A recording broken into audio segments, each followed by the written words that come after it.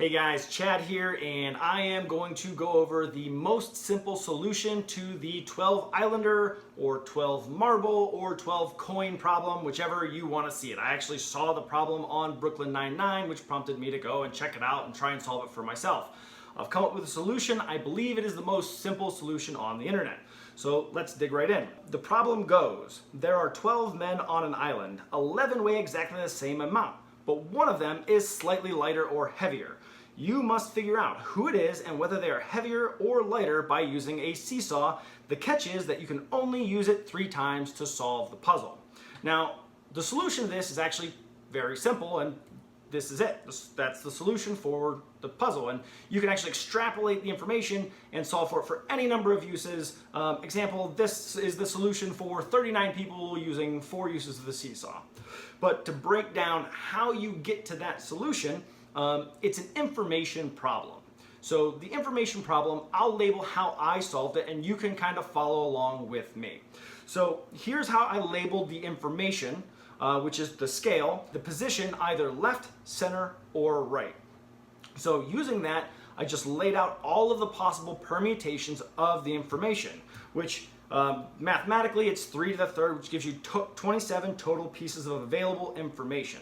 So to determine who the person is and whether they're heavier or lighter, you arrange the information that we have symmetrically, which this is all of the pieces of information that I just showed you, simply arranged symmetrically. Now I know that I can't have my scale in the center position, because then I would know who it was, but I wouldn't know whether they were heavier or lighter. So I've just removed that as an option, and this gives me 13 total pieces of information. After this, the problem is all but solved. It all comes down to arranging the information in a way where no one person is ever going to match the information of another person. And this is the layout right here that I've chosen. There is more than one way to do this. There's actually 4 in this scenario, and more the higher up you go. But this lays out where there's always a person, or there's always 4 people on each side of the scale and 4 people in the center position. And with this, it's just a matter of laying it out and looking at it visually. And this is the solution right here, where on the left you're going to have the heavy information, on the right you're going to have the light information, and it works for any piece of information. We'll take number 1 for example. If the scale tilts left, and then tilts right in this configuration, we know that it's person number 1 and they are heavy.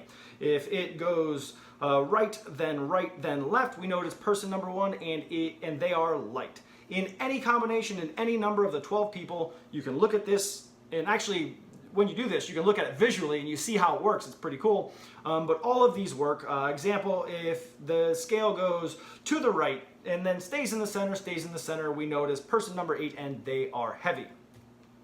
This brings us to the simple equation that you can extrapolate from the information approach to solving this problem, which is 3 to the n minus 3 over 2 equals I, where n is the number of uses of the scale and I is the total number of items that can be solved for. And this is the example I showed you in the beginning. 4 uses of the teeter-totter gives you 39 items that can be solved for. That is my solution. I believe it is the most simple. Fact check me, guys. Search the internet.